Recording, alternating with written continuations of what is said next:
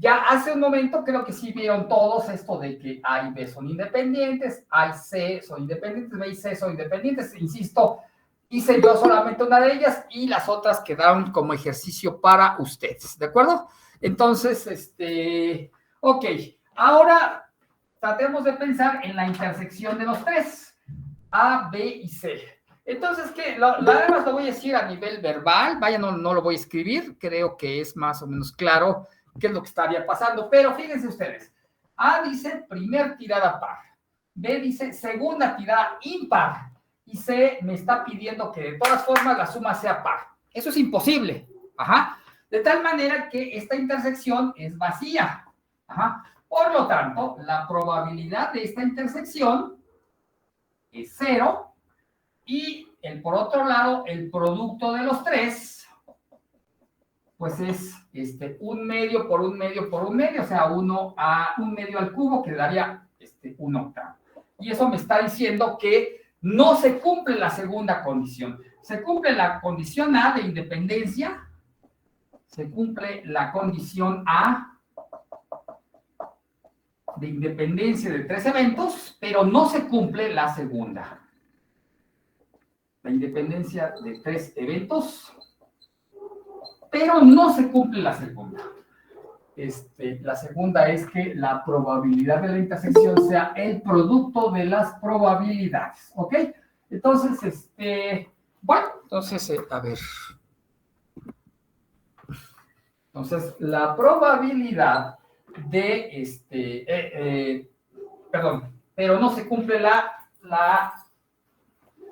no se cumple la tercera. Digo, no se cumple la segunda, pero no se cumple la condición B. Y en consecuencia, como no se cumple la segunda, A, B y C no son independientes.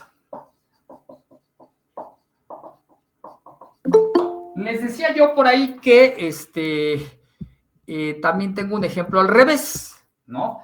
Un ejemplo en donde sí se cumple la segunda condición, la probabilidad de las tres, sí es el producto de las probabilidades, pero no se cumple la probabilidad, la independencia por parejas. Entonces, pero ese no lo tengo en mente y creo que en las notas que les he subido no está explícitamente, entonces lo voy a pensar con cuidado para reescribírselos.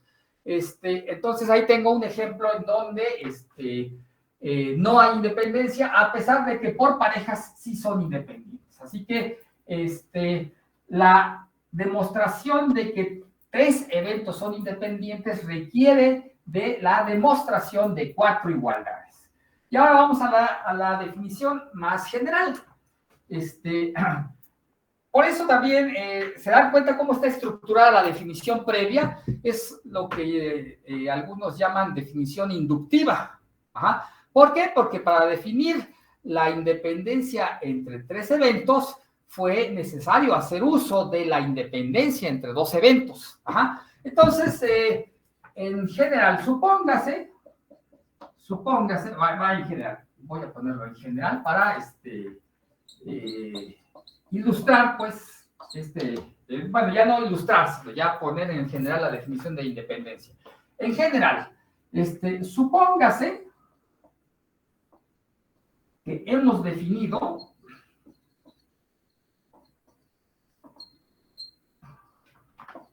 independencia estocástica para n eventos. Ajá. Cualesquiera, para n eventos. Y ahora sean A1, A2, A3, y así me sigo, a n más 1, eventos, o sea, elementos de la sigma álgebra. Entonces decimos que son independientes en el sentido estocástico, en el sentido estadístico, independientes, si ocurren dos cosas. Ajá. Entonces lo voy a escribir arribita de esas dos cosas, voy a borrar acá. Otra vez, si no se ve, por favor, avísenme, porque yo sí veo, pero pues, lo importante es que ustedes vean. Entonces,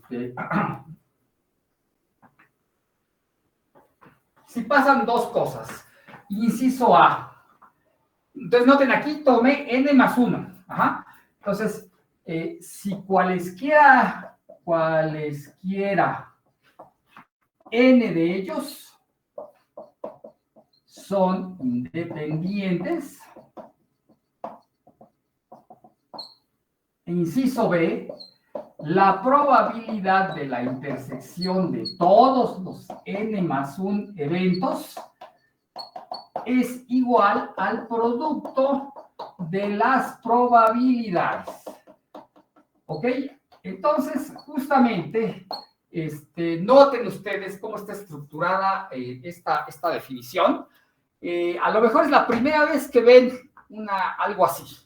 Es lo que se llama una definición inductiva. O sea, es un concepto que se definió, en este caso, para dos eventos, ajá, y luego, suponiendo que se ha definido para n eventos, se procede a definirlo para n más 1 eventos. Entonces, eso es lo que se llama una definición inductiva. Yo hasta donde recuerdo, la primera vez que vi una definición inductiva fue precisamente cuando estaba estudiando probabilidad, ¿no? Este concepto de independencia. Entonces, ojo, pues siempre hay que estar verificando las dos condiciones. No es suficiente con mostrar una de las dos, hay que mostrar las dos, como en el ejemplo anterior. Entonces, bueno, así están las cosas. Nada más como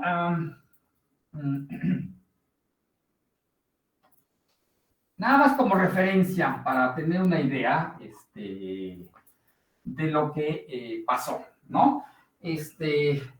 O sea, digamos, una pregunta un tanto ingenua, pero no deja de ser interesante. ¿Cuántas igualdades hay que verificar para demostrar la independencia de eventos? Demostrar la independencia de n eventos. Perdón, aquí debí cerrar la interrogación. ¿Cuántas hay que demostrar? Bueno, si n es 2, pues solo una ecuación, la de la definición de independencia. Si n es 3, pues ya se dan cuenta, fueron 4 ecuaciones, ¿no? 4 ecuaciones. Ajá. Y en general, n, ¿qué sería? Ajá. Bueno, pues es que significa entonces que, según esta definición inductiva, hay que seleccionar cualquier subfamilia de los eventos y verificar que se vale la correspondiente ecuación.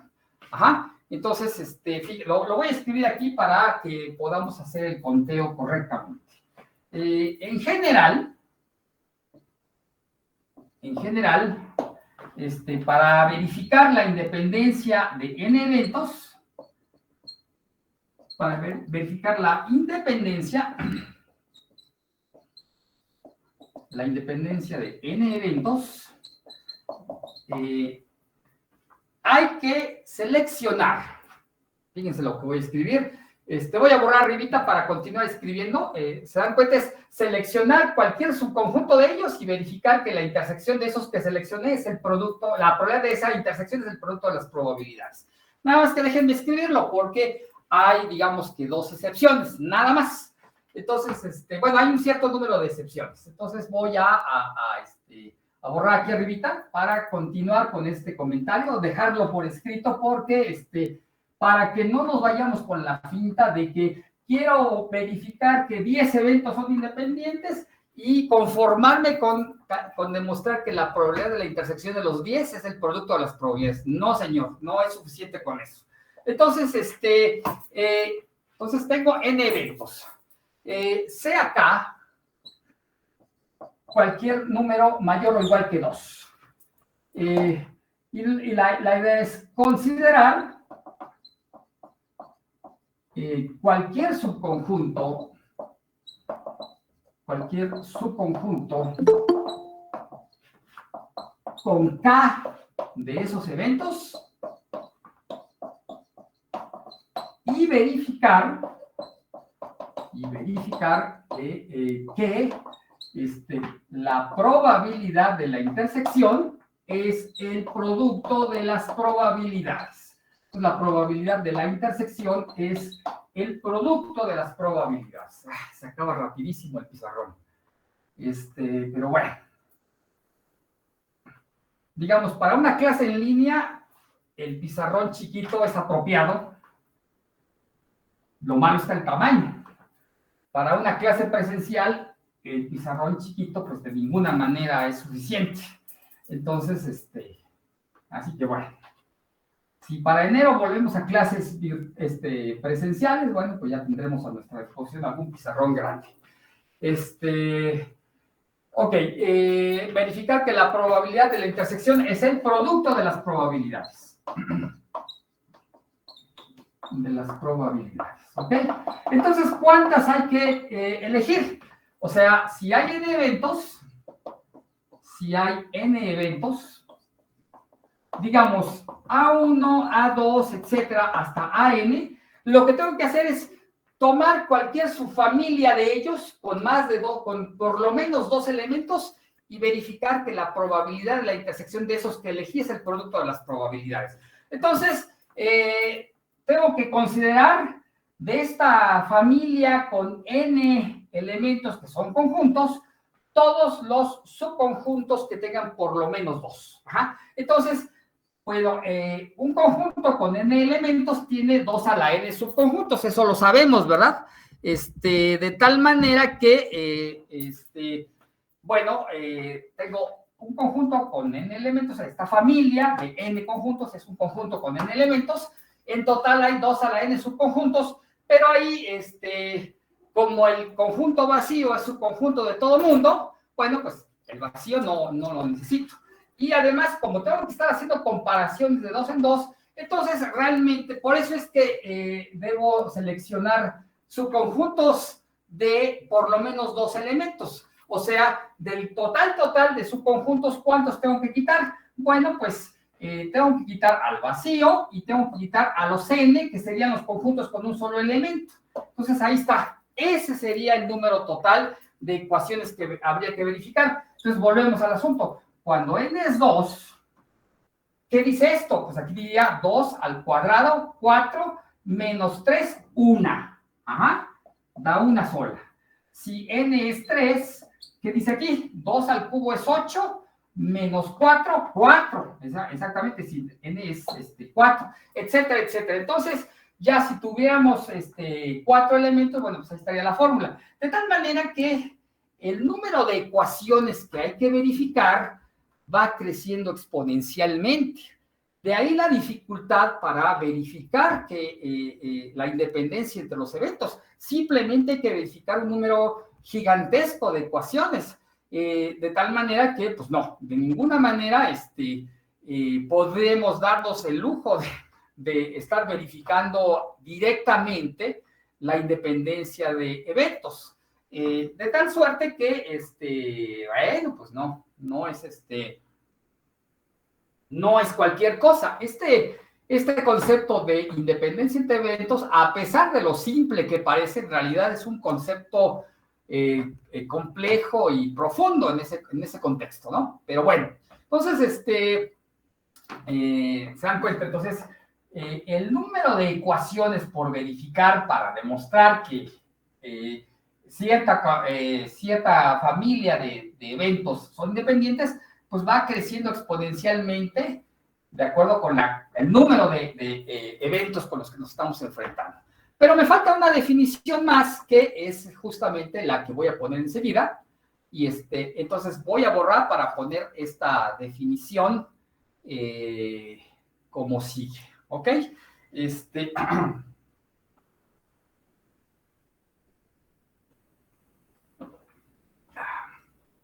Bueno, entonces puedo borrar para poner ya la última definición y continuar con los ejemplos.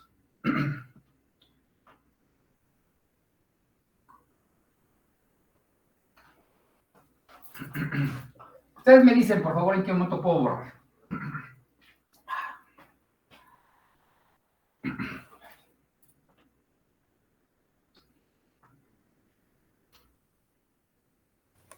Ya, profesor, Ya está bien.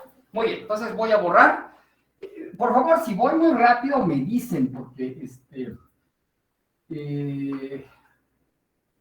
porque sí, a veces creo que voy demasiado rápido, pero como no me frenan, entonces yo estoy suponiendo que están bien, ¿no? Que no hay problema, pero por eso, si hay necesidad de que me frene un poquito, me avisan, por favor.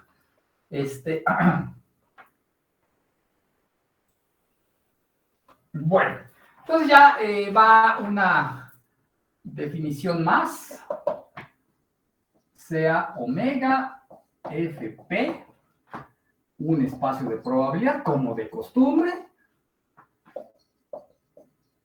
de probabilidad. Sea C, cualquier, bueno, para empezar, una subfamilia de eventos, ¿sí? Totalmente arbitraria, pero sí quiero que todos los elementos de esta familia sean eventos. Entonces es absolutamente cualquier subfamilia de eventos. Por eso es que le pido que la familia esté contenida en la sigma álgebra F. Decimos que la familia C, o los elementos de la familia que C, o más bien los elementos de la familia, creo que es más correcto decir los elementos de la familia son independientes si cualquier subfamilia finita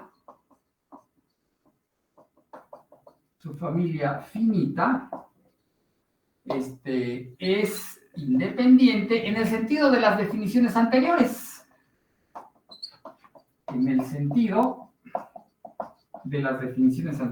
O sea, si esta familia podría tener una infinidad de elementos, pero diremos que sus elementos son independientes si cada vez que selecciono un número finito de ellos, esos eventos salen independientes. A eso me estoy refiriendo. Independientes en el sentido de las definiciones anteriores, ¿ok?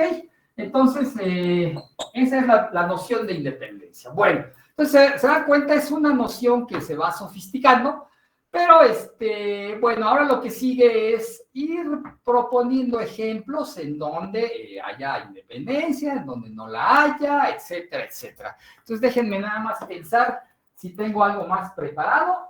Se me hace que hoy ya no tengo más preparado.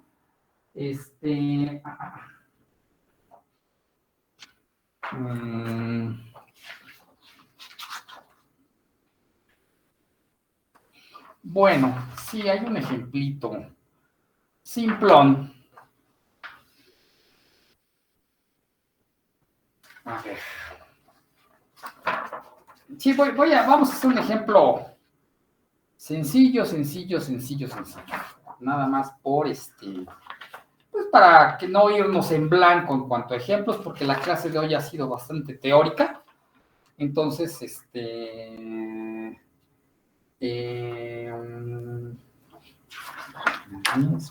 11.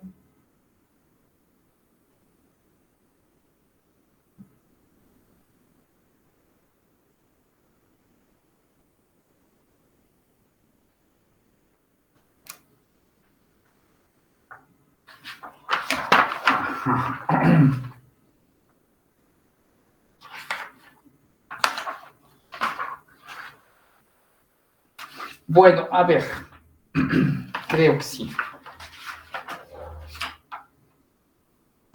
¿Esta qué clase número es? Este ejemplo viene en la clase 11. No, creo que todavía no lo subo la clase 11, ¿verdad?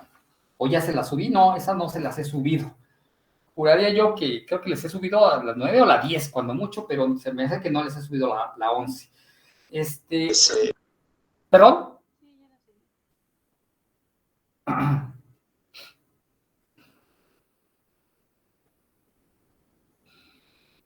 Ok, a ver.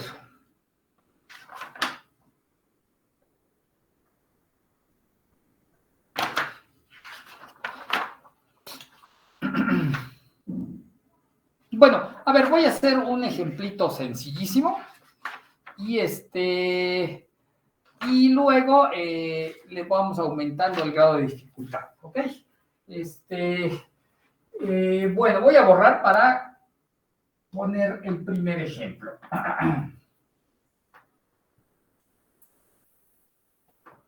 Este primer ejemplo es de una simpleza que casi da risa, pero bueno.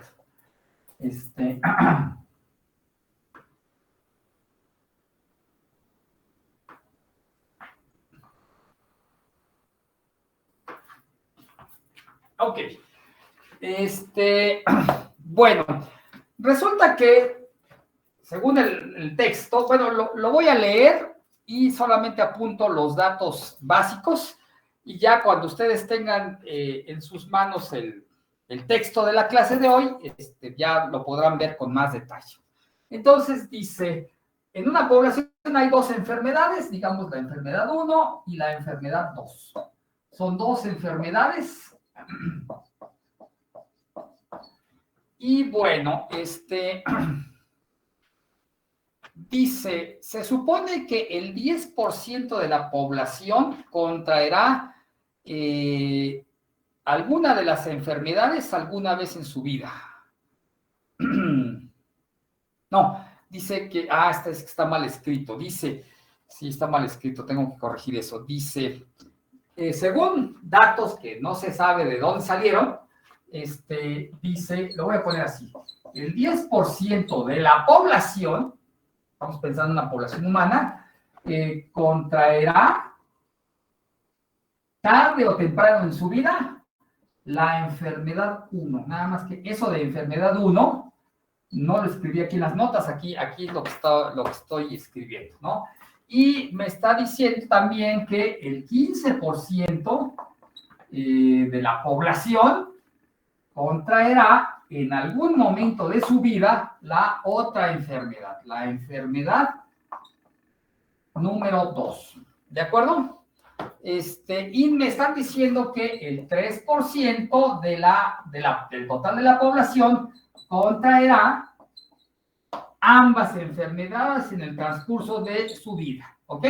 Entonces, de eso estamos hablando. Bueno, entonces la pregunta es, con estos datos, ¿podríamos decir que el contraer una enfermedad y contraer la otra son eventos independientes o no? ¿Ok? Básicamente, entonces, ingenuamente la pregunta sería, el contraer enfermedad, perdón, contraer una enfermedad, déjenme reescribir eso, contraer una enfermedad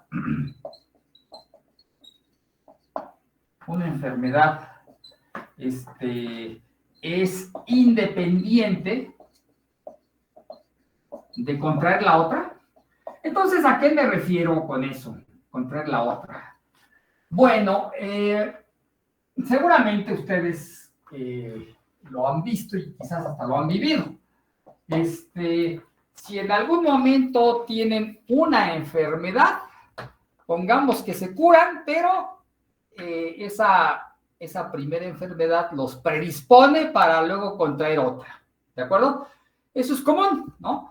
Entonces, de tal suerte que pudiera suceder que haya influencia, ¿no? Al presentar una enfermedad bueno, no diré yo que en automático se tendrá la segunda enfermedad, o sea, una no implica la otra en el sentido lógico del término, sino que la predispone, digámoslo así.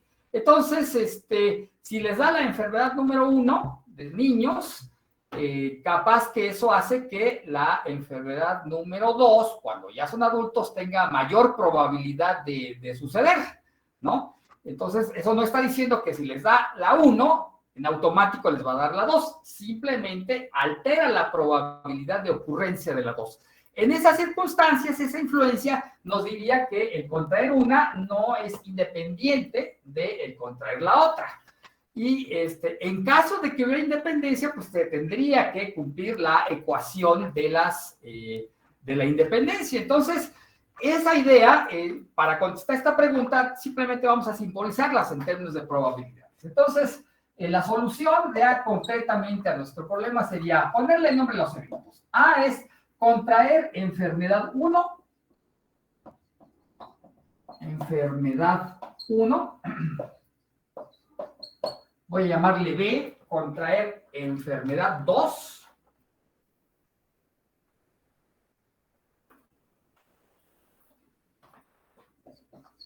es contraer enfermedad 2. Y como consecuencia, A intersección B, pues va a decir contraer ambas enfermedades. Contraer ambas enfermedades. ¿De acuerdo? Entonces, cuando nos estamos preguntando por la independencia, nos estamos preguntando por la ecuación que define la independencia. Ajá.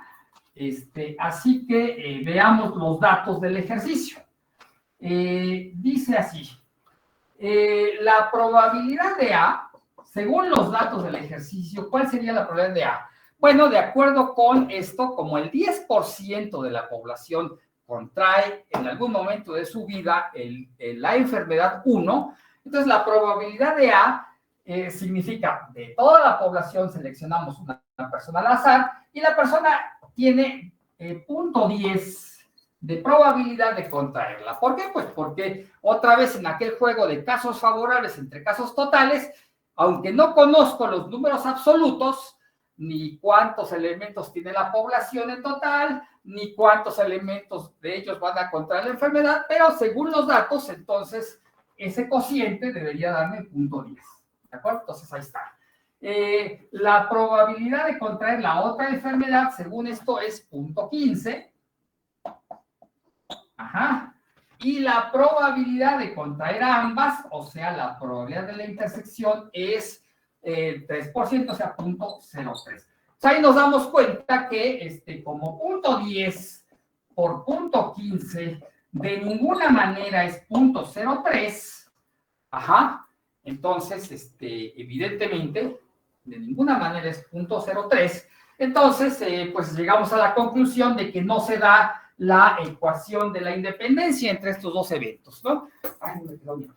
Ahí estás. Es que el borrador, digamos que es más fácil de manejar, pero borra peor. El trapito borra mejor, pero es más latoso de estarlo manejando. Entonces, así que bueno. Bien, entonces, el plumón. Bueno, no sé dónde quedó el plumón, pero bueno, puso otro. Espero que no sea el que se está gastando. Y bien, entonces, ¿qué me dice? Pues entonces A y B no son independentistas, si es que se está gastando. Caray. No son independientes. Simplemente porque no vale la ecuación de independencia entre ellos. ¿De acuerdo? Entonces, así que lo que nos está revelando es que podría haber una influencia de una sobre la otra. ¿De acuerdo? Eso es lo que nos está diciendo. Entonces, además, hasta podríamos hacer algunos cálculos extras que creo que no vienen en las notas, pero aquí ustedes me pueden ayudar con esos cálculos. Por ejemplo, la probabilidad de la enfermedad 2, suponiendo que antes se tuvo la enfermedad 1. Por ejemplo, entonces, según la definición, sería la probabilidad de la intersección entre la probabilidad de A. La probabilidad de la intersección es 0.03 entre la probabilidad de A, que es 0.10. ¿Cuánto da eso? Pues da 3 décimos, ¿no? 3 décimos. Y la probabilidad de B es, miren, ¿cuál era la probabilidad de B? Aquí está. Entonces, 3 décimos es más pequeño que 15 centavos. ¿Quién es más grande? ¿3 décimos o 15 centésimos? Creo que es más grande 3 décimos, ¿verdad? 30 centésimos. 3 décimos es más grande. 3 décimos es más grande. Entonces, noten ustedes, lo que está diciendo esto es que si alguien tuvo la enfermedad 1, tiene más probabilidad de adquirir la otra enfermedad. ¿Se dan cuenta? O sea, hay influencia. Ajá. ¿Me explico a qué me estoy refiriendo? La noción de independencia es esa influencia, más bien, independencia es que no haya influencia. Una vez que ocurre un evento, el otro no altera su probabilidad de ocurrir.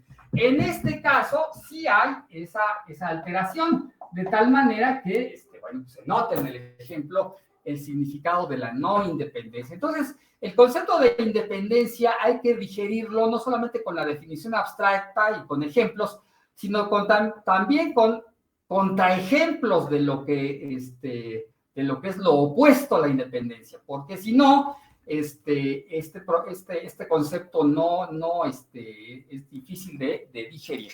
Bueno, a ver si tengo por ahí otro ejemplo, que también es sencillo. Bueno, ya para terminar. Bueno, sí es un ejemplo, pero lo voy a decir un poco en abstracto y si tenemos tiempo pongo un ejemplo mucho más concreto. Entonces, voy a borrar de aquí para abajo.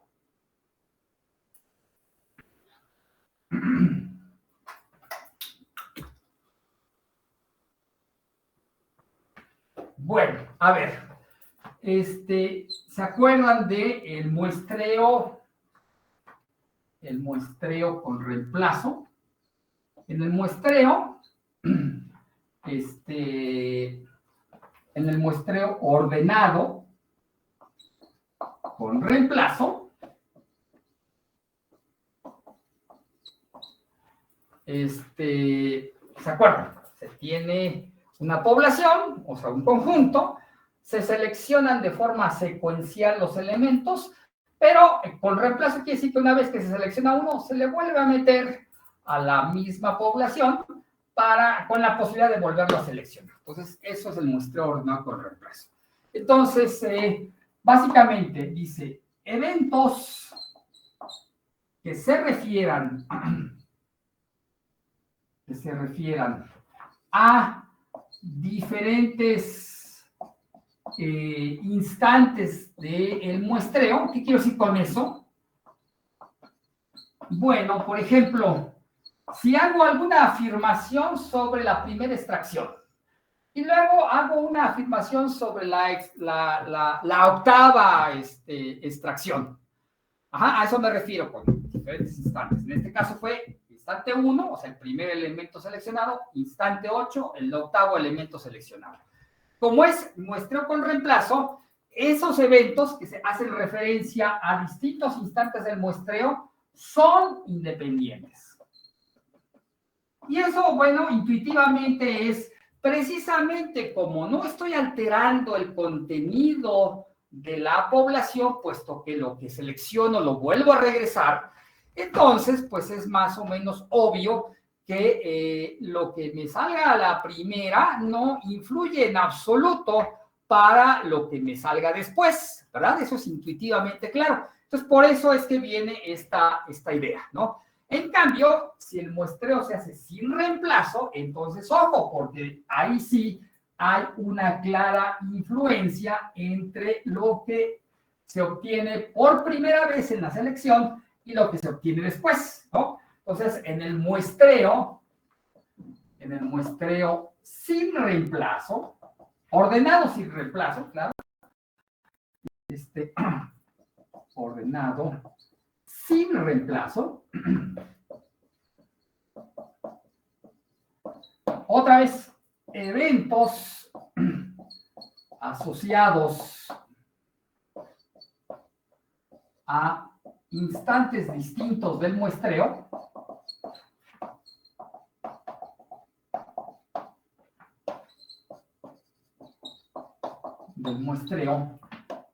suelen no ser independientes. Digo suelen no ser independientes porque podría suceder que sí lo sean, pero pero digamos, los primeros ejemplos que se nos vienen a la cabeza muestran que no. Y entonces ya para rematar la clase de hoy, déjenme pues poner el ejemplo, pero está claro que, bueno, el ejemplo es nada más para ilustrar. Imaginemos una caja con 2 pelotitas blancas y 3 negras, ¿no? Y vamos a suponer que se extraen dos pelotitas secuencialmente, o sea, primero una, luego la otra, secuencialmente sin reemplazo. Sin reemplazo. Ajá. Entonces, a ver, pongámosle nombres a los eventos. Le voy a poner B1, en vez de blanca, y uno es por la primera extracción. Aquí dice, sale blanca en la primera extracción. En la primera extracción. Entonces, algo similar significará B2, sale blanca en la segunda. Algo similar ocurre, significa N1, ahí diría sale negra en la primera, y algo similar ocurre con N2, que diga sale negra en la segunda. ¿De acuerdo? Entonces, eso solamente es cosa de definir los símbolos. Creo que no hay necesidad de escribir todas las definiciones, son totalmente similares a cómo se hizo B1. Ajá. Entonces, bueno, evidentemente, N1 y B1 son mutuamente excluyentes, ¿no? No es posible que en una sola extracción la bola tenga los dos colores. Así que, evidentemente, blanca en la primera y negra en la primera, eso es imposible, vacío, ¿de acuerdo? Y algo similar ocurre con blanca en la segunda y negra en la segunda, ¿ok? Sin embargo, es más, lo puedo poner a nivel del árbol, ¿se acuerdan del árbol, no? Blanca en la primera, negra en la primera, luego blanca en la segunda, negra en la primera, y otra vez blanca en la segunda, negra en la primera, ¿ok? Bueno, las trayectorias del árbol me indican todas las posibles formas en que el juego puede evolucionar, ¿no? Entonces tenemos 4 posibles formas en que evoluciona el juego. Entonces, fíjense ustedes, a ver, la probabilidad de B1, pues aquí dice 2/3, digo 2/5. La probabilidad de blanca en la segunda, suponiendo blanca en la primera, pues fíjense qué es lo que está pasando. Está pasando que, pues quedaría 1/4 nada más, ¿verdad? 1/4, ¿ok? Y ahora, ¿por qué? Pues porque se hace sin reemplazo. Y la probabilidad total de blanca en la segunda, ¿qué sería? Pues sería, me voy por la primera trayectoria o me voy por la segunda trayectoria que termina en blanca. Entonces, lo que tengo que hacer es simplemente, blanca en la primera, que es 2/5, por la probabilidad condicional de blanca en la segunda, suponiendo blanca en la primera, es 1/4. Pero luego está la otra trayectoria que es negra en la primera, la probabilidad de negra en la primera es 3/5, y una vez que saqué negra en la primera, la probabilidad de blanca en la segunda es 1/2, ¿de acuerdo? Entonces, vean ustedes, hagan esa cuenta, ¿y qué les queda? Juraría yo que les queda 2/5, ¿sí o no?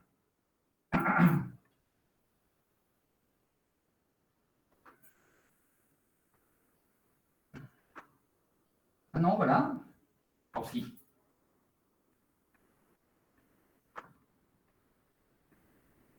Bueno, a ver, apuesto mis lentes a que esto no es 2/5. ¿Sí o no? Si sale 2/5, me aviento al drenaje. No, perdón, apuesto mis lentes a que esto no es 1/4. A que esto no es 1/4. Ajá. Sí, ¿verdad? Eso no es 1/4. Es 1/10 más 3/10, son 4/10. 4/10 no es 4 décimos son, creo que son 2/5 justamente, son 2/5 y por lo tanto no es un cuarto. Ajá. De tal manera que la probabilidad de B2 dado B1 no es igual a la probabilidad de B2. O sea, no hay independencia entre B1 y B2. Y esa no independencia es el efecto de haber extraído la pelotita, las dos pelotitas sin reemplazo. Pero ¿qué pasa cuando se hace con reemplazo? Con reemplazo, bueno, volvemos a la vieja intuición de que no hay, pues, lo que pasó en la primera no influye en la segunda. ¿Y por qué no influye? Porque no alteramos el contenido de la urna. Aquí sí se alteró el contenido de la urna cuando hacemos la extracción sin reemplazo. Y entonces en la alteración es donde brinca la no independencia. Como cuando hacemos la extracción con reemplazo, dado que no vamos a alterar el contenido de la urna, es volver a elegir una al azar como en las condiciones iniciales. Bueno, pues eso ya les dejo como ejercicio verificar que ahí sí, pero bajo la suposición de que se hace con reemplazo, ahí sí va a suceder que la probabilidad de B2 dado B1 va a ser exactamente igual a la probabilidad de B2. Ajá. Entonces, verificar esta ecuación bajo la hipótesis de que se hace todo con reemplazo es un ejercicio para ustedes, ¿no? Si se hace sin reemplazo, pues aquí nos estamos dando cuenta que no hay independencia. O sea, la independencia de los eventos básicamente depende de cómo estemos realizando la experiencia, con reemplazo, sin reemplazo. ¿De acuerdo? Entonces, entonces, cuando es con reemplazo, sí va a haber independencia, ustedes van a verificar ese hecho, pero de alguna manera, de forma intuitiva, ¿no? Si la primera salió blanca, qué bueno, porque como vuelvo a echar la pelotita que seleccioné, pues la urna queda igual que al principio, entonces la probabilidad de sacar blanca, pues va a ser la misma que al principio. No hay mucho más que discutir en eso. Entonces, entonces ahí se nota el con reemplazo o el sin reemplazo me da lugar a independencia o no independencia respectivamente. ¿De acuerdo? Entonces, bueno, yo aquí le quisiera dejar, nos veríamos el viernes, hoy es miércoles, ¿verdad? Nos veríamos el viernes para continuar. Ya les puse el examen, ya les mandé el primer examen, o todavía no. No me acuerdo. Creo que sí, ¿verdad? Ya les puse el primer examen. Sí, profesor. ¿Y cuándo quedó la entrega? Para mañana. Para mañana. Entonces, bueno, pues para mañana. Entonces, el examen no abarca independencia, ¿verdad? No, es hasta antes de independencia. Entonces, sí, para mañana a las 5 de la tarde, ¿de acuerdo? Se subirá el CIPI, ¿verdad, profesor? Miren, me la pueden mandar, a ver, de preferencia pónganla en CIPI, Si no pueden ponérmela en CIPI, mándenla por correo, ya saben cuál es mi correo, y yo ahí las reviso, porque creo que algunos de ustedes tienen dificultades para tratar con CIPI, y entonces les doy esas dos opciones, ¿no? Ya sea que la pongan en CIPI o que la pongan en mi correo, ¿de acuerdo? ¿Alguna pregunta más?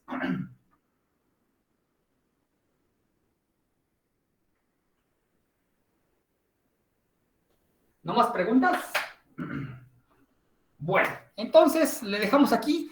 Nos vemos el viernes, ¿de acuerdo? Y yo espero sus tareas en el transcurso de mañana. Y bueno, pues entonces que la pasen bien. Nos vemos entonces. Hasta luego. Gracias, profesor. Hasta luego.